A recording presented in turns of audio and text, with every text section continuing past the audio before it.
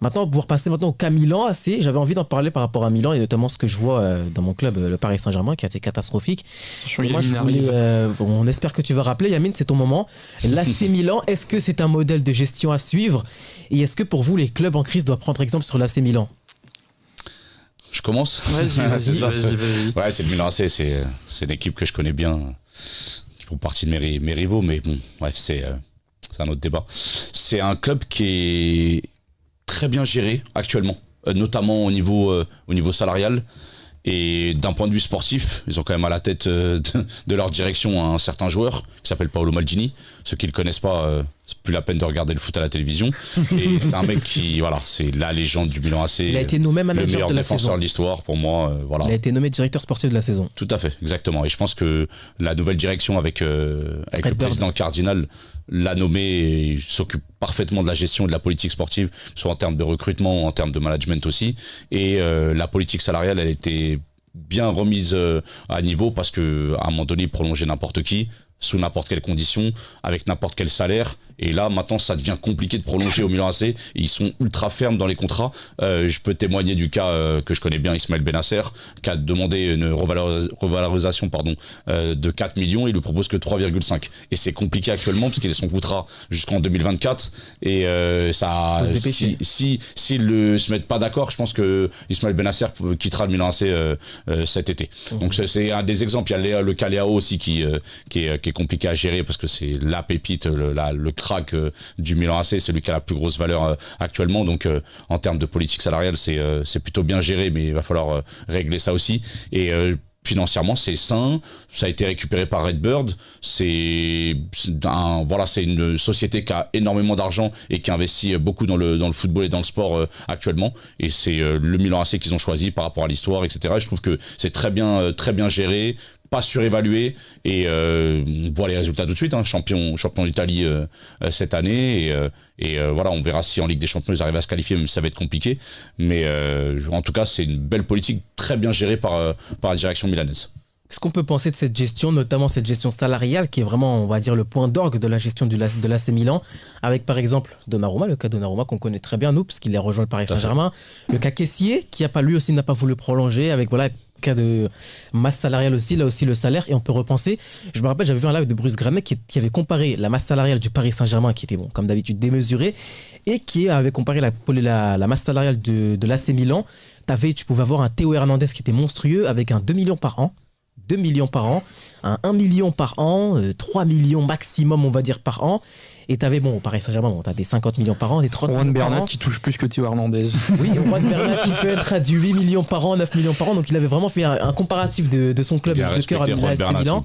Très très bon aussi. Non, moi, Juan Bernat, je peux respecter, mais quand tu te dis que Kurzawa touchait plus que Théo Hernandez, là, c'est un problème par contre. Ça, c'est autre chose. Axler, 500 000 euros par mois. Donc il avait vraiment fait un comparatif de la masse salariale entre Paris et l'AC Milan. Et ça permet de voir aussi, ça permet de jauger aussi la masse salariale, la gestion du club par rapport à Paris, qui peut avoir une gestion un peu plus démesurée et un peu plus déconnectée par rapport aux autres clubs, et ça permet de pouvoir s'identifier. Qu'est-ce qu'on peut penser de cette gestion, notamment avec Maldini qui, on le rappelle, a été nommé manager de la saison? Et après, il y a une différence particulière par rapport au Paris Saint-Germain, c'est qu'il n'y a pas un fonds émirati ou bien du Qatar à côté qui va mettre de l'argent un peu sur ce club-là. Donc ça, c'est totalement différent.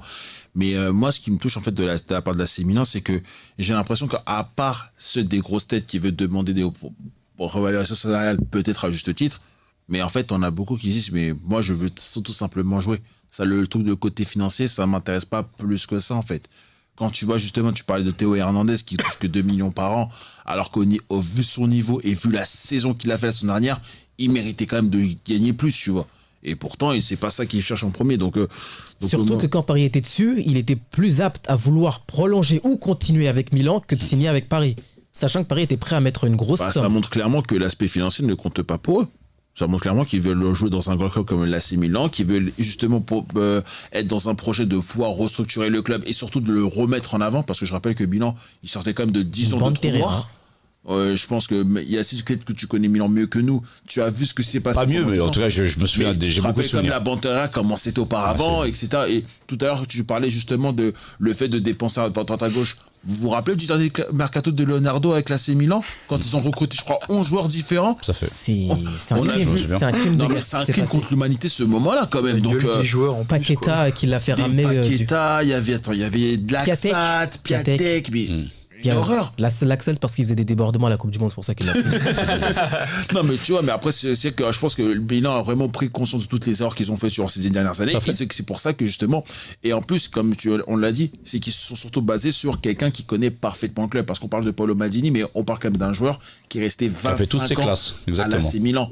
Qui est du plus petit, même encore je crois qu'il y avait même ses enfants qui jouent à l'AC Milan, si je me trompe pas. Petit-fils Maldini. Voilà. Donc c'est pour dire, même son père a joué là-bas, donc c'est pour dire vraiment, c'est l'AC Milan, c'est une institution pour lui. C'est vraiment l'aspect familial. C'est pour ça que c'est la bonne personne au bon poste. Voilà, et je pense que c'est pour ça qu'il fallait justement quelqu'un qui connaisse parfaitement le club dans les moindres recoins pour pouvoir tenir ce poste-là. Et surtout, Erwin, c'est un club qui a compris que actuellement, si tu veux réussir à bâtir une grosse équipe, il te faut des jeunes à fort potentiel et des joueurs d'expérience. C'est pour ça que tu as des Giroud, des Zlatan qui viennent encadrer tout ça. Et à côté, tu as des Selmakers, tu as des Brahim Diaz, tu as des Leao, tu as des joueurs qui ont besoin de, tu vois, d'avoir des cadres autour d'eux. Et ça fait partie de la nouvelle politique, effectivement, de Maldini. Toi, Paul, est-ce que tu penses que le Paris Saint-Germain doit copier cette politique salariale menée par l'AC Milan, même si ça peut être très compliqué et ça s'apparenterait à être une mission impossible carrément pour le PSG, mais est-ce que quand même le Paris Saint-Germain doit essayer d'aller copier cette politique salariale au vu des salaires qu'on peut voir au Paris Saint-Germain, notamment Bernat? Je pense que oui, c'est un modèle qu'il faudrait prendre, mais comme tu l'as dit, c'est quand même assez compliqué, parce que Erwin l'a dit juste avant. Nous, on a un fonds émirati. Les mecs, ils ont de l'argent à foison. Ils pourraient donner 1 milliard à chaque joueur, à la limite. Donc, je pense qu'ils voudront rarement, voire quasiment jamais se remettre en question à ce niveau-là, parce qu'ils se disent, on s'en fout, on veut les grands joueurs, on veut les meilleurs joueurs au monde, on peut leur proposer tout l'argent qu'ils veulent. Donc, moi, je pense que même s'ils essayent, ça va être compliqué, ils n'y arriveront pas. Avec un fonds monétaire comme celui-là, c'est quasiment mission impossible. Et puis quand on voit effectivement comment ils les gavent, les joueurs, comme je disais, Théo Hernandez qui touche 2 millions à l'AC Milan, Juan Bernat qui ne joue quasiment plus, qui ne s'est jamais remis de sa grosse blessure, qui touche 8 millions. On peut penser aussi à Donnarumma qui a été très critiqué par les Milanais maintenant qu'ils l'ont appelé Dollaruma. Bon, voilà, c'est compliqué pour lui, mais au final on peut penser à Donnarumma qui est parti pour des aspects quand même financiers, des émoluments financiers beaucoup plus conséquents à Paris qu'à Milan. On va dire qu'on l'a clairement quintuplé son salaire parce que maintenant il a 10 millions voire 9 millions par an. Donc on peut dire que c'est très très très très très intéressant ce qu'a fait Milan AC. Mais est-ce que vous ne pensez pas que la fermeté de Milan sur les prolongations et cette politique financière salariale peut être un frein et préjudiciable pour eux? Non, justement parce que c'est sain. En fait, c'est ce qu'ils ont voulu faire, une forme de nettoyage, de se dire voilà, les mecs, les mercenaires qui viennent uniquement pour l'aspect financier, on n'en veut pas, on veut des mecs qui veulent fidéliser auprès du club et qui veulent entre guillemets, oui, effectivement. Et je pense que dans ce genre de contexte, dans le football actuel, et Paris a essayé de le faire cette année quand même, mine de rien, en se débarrassant de certains gros salaires et en changeant de politique sportive avec Campos, bah, je pense que c'est un peu la logique du Milan AC. Ça a été compliqué, ils ont reconstruit une nouvelle équipe avec des nouveaux joueurs et je pense que dans leur esprit, ils veulent pas retomber dans des travers d'années précédentes et c'est pour ça qu'ils font attention à leur politique salariale. Il y a quelques joueurs qui sortent du centre de formation petit à petit, dont le fils de Maldini qui joue au poste d'attaquant. Et ils ont pas mal de joueurs aussi qui arrivent petit à petit. Ils ont une belle génération chez les jeunes que je suis aussi. J'ai regardé certains matchs de Youth League, c'est plutôt pas mal. Donc ils jouent beaucoup sur cette jeunesse-là. Et c'est un petit peu aussi leur façon de penser actuellement. Tout miser sur la jeunesse, sur des joueurs à fort potentiel pour pouvoir justement les revendre à des grosses sommes prochainement. Et est-ce que tu as un truc à ajouter? Non, je voulais juste dire que la fermeté sur ça, c'est quelque chose d'important, effectivement. Faut pas donner non plus 10 millions à chaque joueur. Pour autant, je pense qu'il faut quand même pas non plus dire non à tout.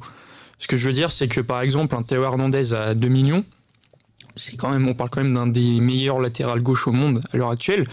S'il demande une petite augmentation, évidemment, s'il va demander 10 millions d'un coup, là, oui, je peux comprendre qu'on lui dise non, si on refuse. Par contre, s'il demande peut-être une augmentation genre de 500 000 ou 1 million, je pense quand même que les dirigeants peuvent quand même faire un effort. On parle quand même d'un des meilleurs joueurs au monde et ce serait dommage de le perdre justement parce que...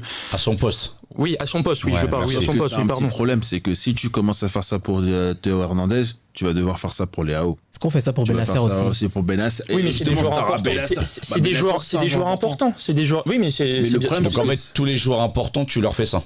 Voilà. Donc tu fais comme le Paris Saint-Germain chaque année avec Verratti, qui le Non, mais revalorise. c'est pas la même Si, chose. c'est un peu pareil. Oui, Parce oui, qu'en fait, oui, il va se mais dire quoi moi je prends l'exemple de Théo C'est pas les Hernandez. mêmes sommes, je veux dire. Non, c'est vrai. Tu l'as dit toi-même, t'as mesuré effectivement ton propos. Mais admettons, tu l'augmentes Théo Hernandez sur une année et il prend 1 million de plus. Au lieu d'avoir 2, il en a 3. Bah l'année prochaine, il va revenir te voir. Il va dire, je fais une top saison, tu m'en donnes 5. Bah, On fait c'est pour comment ça, c'est pour ça, C'est pour ça que je dis ça, tu vas tomber dans ce genre de travers-là. C'est ça le truc. C'est surtout que derrière, t'as d'autres joueurs qui vont en profiter parce que tu as dit tout à l'heure Théo Hernandez, puis je peux parler de Léao, je peux parler de Benasser. Il faut Tonali. aussi Tonali, Il y en a plein, il y a des Kaloulou gens. aussi justement. Ouais, bien sûr, Kaloulou, il va te demander. Mike Magnan aussi qui Fikayo peut demander. Tomori va te Donc, demander aussi. Tomori aussi. Donc À un moment donné, c'est ça la contrainte. Et tu vois, tu vas te retrouver dans une situation où tu vas engrenage, en fait. à chaque fois augmenter aussi. et les joueurs, tu pourras pas les revendre aussi facilement. Bah, le problème aussi, c'est que ces joueurs-là, bien évidemment, si la plupart sont là pour l'amour du maillot, et c'est une excellente chose, le problème, c'est que tu pourrais t'amener aussi à perdre des joueurs, justement, à cause de ça. On prend l'exemple de Donnarumma. C'est un choix. Moi, franchement, Donnarumma, je suis content qu'on ait au PSG aujourd'hui, mais à l'époque, quand il était encore à Milan, moi, j'aurais été content qu'il fasse toute sa carrière à Milan. Donc c'est un problème aussi, c'est que certes tu veux rester sur cette fermeté, il y a pas de souci, moi j'ai pas de souci sur ça. Mais derrière voilà, si les mecs au bout d'un moment ils se disent OK 2 millions pendant quelques années ça me va, mais si à je sais pas 25 ans par exemple ils se disent moi je veux gagner plus, bah à ce moment-là ils vont se barrer et ce serait dommage parce que Après, je pense que des joueurs justement comme Donnarumma, s'il était resté, je pense qu'ils auraient pu faire toute leur carrière à Milan et ça aurait été quelque chose de magnifique. C'est possible, mais après, Paul, ça dépend de la stratégie, encore une fois, sportive du club. Est-ce que tu veux garder ton groupe, tes meilleurs joueurs, de telle façon à performer, avoir des bons résultats sportifs, et dans ce cas-là, c'est un choix sportif, et tu vas privilégier le sportif à chaque fois, ou alors, tu veux développer ton club d'un point de vue marketing et à l'étranger et financièrement être, entre guillemets, bankable, et dans ce cas-là, effectivement, dans ce cas-là, ta politique, c'est d'augmenter les salaires et tu penses différemment, et tu vas chercher les joueurs qui sont les plus bankable et qui ont le plus de cotes sur le marché. C'est une façon de penser. Je pense que le Milan AC a choisi la première, la sportive. Ils veulent revenir sur le devant de la scène, avoir des bons résultats, continuer à gagner la Serie A et être performant maintenant en Ligue des Champions. Je pense que c'est la petite barre qui est le petit plafond de verre qu'ils ont actuellement le Milan AC. Par rapport à ça, est-ce que aussi serait pas temps à Milan de step up en ce qui concerne l'européen, en space européenne, ce serait pas temps d'aller step up et d'aller chercher des quarts de finale, des demi-finales? Est-ce que ça serait pas aussi un frein par rapport au fait que les joueurs ils se disent bon bah en championnat on tient la route, mais en Ligue des Champions c'est pas assez, moi j'ai des ambitions. Il faut voir l'équipe aussi, et quand tu regardes la gueule en fait de justement, est-ce qu'il serait pas temps aussi d'investir, parce que là t'as Redbird maintenant, là il faut investir. Mais pour le moment, je pense que d'abord Milan veut d'abord chercher à vouloir remporter la Serie A comme on l'a dit tout à l'heure. Après pour ce qui est la Coupe d'Europe, ça sera pour plus tard bien évidemment, on verra comment ça se passer. Et après, c'est un truc qu'il faut pas oublier, c'est que les deux dernières Coupes d'Europe, notamment Ligue des Champions, je rappelle qu'ils sont tombés sur la poule de la mort avec Liverpool, Porto et je crois l'Atlético aussi. Donc c'était compliqué pour eux de performer à ce moment-là. Cette saison, bon, ok, c'était pas trop ça contre Chelsea, aller-retour. Maintenant, il faut voir s'ils peuvent finir deuxième, ce qui est pour moi, à mon sens, c'est faisable pour eux. Et de voir après s'ils peuvent performer en 8e ou en quart de finale de Ligue des Champions. Après, tout dépendra exactement de ce que va faire l'effectif de l'AC Milan, notamment cette saison et dans les saisons qui vont arriver. Il n'y a pas un plafond de résultats qui devrait être dépassé, notamment en Ligue des Champions, parce que l'année dernière, en phase de groupe, c'était très compliqué, ils ont fini dernier. Ouais. Et est-ce qu'il n'y a pas... Là, cette année, franchement, après, c'est quand même un groupe, t'as Zagreb, t'as Chelsea. Tu vois, si t'arrives pas à sortir de ce groupe-là, ça va être compliqué. Parce que pour moi, c'est encore une fois, tout à l'heure on me posait la question sur Arsenal en disant est-ce que c'est l'année ou jamais pour se qualifier en Ligue des Champions. Je pense que c'est l'année normalement où Milan AC peuvent sur un même quart, sur un bon tirage, ils peuvent en aller-retour. Milan AC ça peut être une belle équipe assez surprenante. Mais cette année, faut le faire. Si on fait pas cette année, je pense que ça va faire tâche dans la suite de la politique sportive dont on a parlé juste avant. Et pour le départ de Redbird aussi. Tout à fait. Ce serait pas temps aussi à Milan d'investir maintenant. Parce que vu qu'ils ont un fonds monétaire, certes pas au même million que peut avoir le Qatar ou l'Arabie Saoudite, mais est-ce qu'il serait pas temps maintenant d'investir sur des sommes conséquentes, à 40 millions, 50, 60 ? Je pense qu'ils le feront après la Coupe du Monde. Je pense qu'ils vont se mettre sur certains dossiers. y a des profils intéressants, ne serait-ce qu'en Serie A. Il y a des équipes actuellement qui pratiquent du bon football, notamment l'Udinese, et des joueurs à récupérer, que ce soit l'Atalanta aussi. Ce sont des belles équipes. Et le Milan AC ferait bien de regarder, scruter certains joueurs, mais je pense qu'ils le font déjà. J'ai rien à leur apprendre. C'est Maldini. On sait très bien. Moi, quand j'ai vu Maldini directeur sportif, j'ai dit, ah ouais, quelle idée incroyable. En fait, c'est le truc qui leur manquait et je pense que c'est ce qui va faire la différence sur les prochaines années. Lui, ne serait-ce qu'en termes de mentalité et en termes d'expérience, il a gagné quand même 5 Ligues des Champions, donc il sait comment gagner une Ligue des Champions. Certes, c'était à l'époque de Berlusconi, on connaît le personnage, mais c'est quand même un joueur qui va leur faire passer un cap au poste de directeur sportif. Je pense qu'il a de très bonnes idées à ce niveau-là. Et par rapport à ça, est-ce que Paris ne devrait pas s'inspirer sur cette gestion sportive-là en prenant par exemple un Rai en directeur sportif, même si on sait pas mal le Paris FC? Il voulait pas le prendre parce qu'ils lui ont rien proposé. C'est pour ça qu'il est parti au Paris FC. Donc voilà, mais après le problème c'est qu'il faut dire un truc. C'est pas parce que tu prends un ancien que ça veut dire forcément que ça va aller. Parce qu'il faut peut-être que tu prennes un ancien, mais qui connaisse réellement comment ça se passe dans le club. Parce que c'est bien de dire, oui, on prend un ancien pour l'image, le côté, oui, il est resté tellement longtemps avec le club, il impose beaucoup. C'est comme, j'ai entendu comme rumeur, au cas que s'il arrêtait sa carrière, on devait prendre Zlatan Ibrahimovic comme directeur sportif. Non, mais... Qui a craché sur l'histoire du Paris Saint-Germain. Oui, voilà, parce qu'en fait, on parle comme... Non, faut un mec respecté. Tu vois, un Paoletta, par exemple, je pense que ça peut être une bonne idée à un moment donné. Tu vois, c'est un joueur qui a marqué le club, qui est identifié et étiqueté PSG. Tu vois, ça pourrait être une idée. J'ai pas dit que ça va se faire. Parce que pour moi, c'est bien de dire ça, mais après, il faut voir s'il a les compétences nécessaires pour diriger ce poste-là. Parce que le poste de joueur, entre guillemets, ils l'ont bien fait. Mais le poste derrière, justement, c'est compliqué, c'est autre chose à voir. Et je pense que c'est pour ça. Et Maldini, il ne faut pas oublier qu'auparavant, les 2 dernières saisons, il prenait énormément de critiques de la part des supporters de la AC Milan. Yams le critique toujours. Hein. Bon, je ne sais pas s'il va rappeler, mais moi, je ne vais pas lui rappeler le nombre de fois il nous a sorti Maldini était le pire dirigeant de l'histoire de l'AC Milan, un truc comme ça. Je ne vais pas lui rappeler ça quand même. Mais pourtant, à chaque fois, il le disait. Et pourtant, aujourd'hui, comme tu l'as dit, il a été déclaré meilleur manager de la saison. Comme par hasard. Qu'au final, on peut se dire quand même, est-ce qu'il y a vraiment un joueur où Milan doit vraiment mettre le pactole en ce qui concerne le salaire ou tout tenter pour le garder? Est-ce que c'est Leao? Est-ce que c'est Bennacer? Est-ce que c'est Tonali qui a décidé plusieurs fois de baisser son salaire pour rejoindre l'AC Milan? Est-ce qu'il y a un joueur où vraiment Milan doit vraiment tout faire pour le conserver? Maignan aussi, je pense qu'il... Après, Maignan, il est arrivé qu'à la saison dernière, donc bon... Ouais, mais bon, c'est... Voilà, s'il y a une grosse écurie qui vient et qui veut mettre le pactole, aujourd'hui, les mecs qui partent, même au bout d'un an, ils peuvent partir. Ça, c'est plus... Non, je pense que oui, effectivement, il y a peut-être Tonali, il y a beaucoup de joueurs qu'il faudrait garder. Je pense qu'effectivement, Leao, c'est le principal. Parce que il t'a demandé un nom, Sora. Tu veux se mouiller.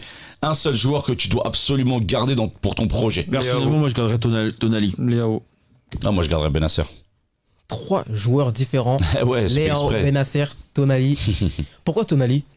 Parce que, 1, c'est un Italien. 2, supporter de l'AC Milan. Lui, comme il a dit tout à l'heure, il a fait tous les efforts nécessaires. Parce que je rappelle qu'avant de prendre l'AC Milan, il était convoité sérieusement par l'Inter.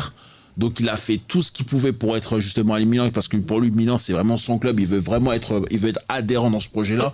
Et pour moi, de faire de lui même, pourquoi pas le prochain cadre, même pourquoi pas le prochain capitaine de l'AC Milan dans les années à venir, ce serait pour moi une belle idée. Donc pour moi, Tonali devrait absolument rester à l'AC Milan. Pourquoi Leao? Parce que Leao, c'est un joueur qui est en pleine explosion à l'AC Milan. C'est je dirais même, c'est le leader de l'attaque le facteur X de l'AC Milan. Donc c'est un joueur qu'il faut garder, qu'il faut continuer à développer, etc. Et qui pourra porter, je pense, aider bien comme il faut l'AC Milan justement dans la quête d'un nouveau titre en Serie A, ou justement pour continuer à avancer en Ligue des Champions. Donc je pense que pour moi c'est le joueur à conserver actuellement. Et pourquoi Bennacer? Pour des raisons sportives et extra-sportives. Parce que c'est le meilleur milieu de terrain africain depuis le début de la saison, et parce qu'il est algérien, parce qu'il est gaucher.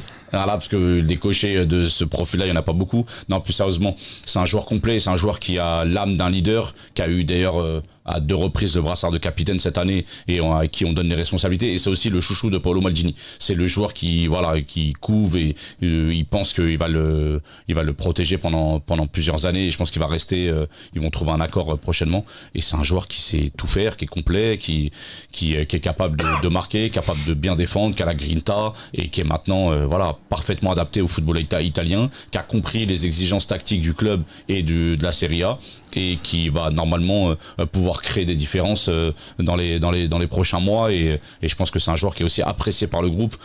À chaque fois on le voit dans l'attitude et tout, il est félicité, voilà, c'est quelqu'un qui est vraiment impliqué dans le projet Milan AC.